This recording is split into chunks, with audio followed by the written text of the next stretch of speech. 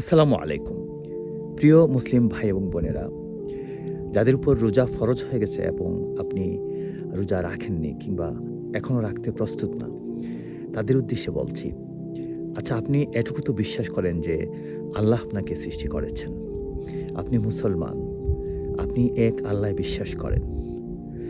এবার ভাবুন, যেই আল্লাহ আপনাকে সৃষ্টি করেছেন, তিনি নিজে বলছেন, শাহরু রমাদানাল্লাযী উনজিলা ফীহিল কুরআন হুদাল লিন্নাস।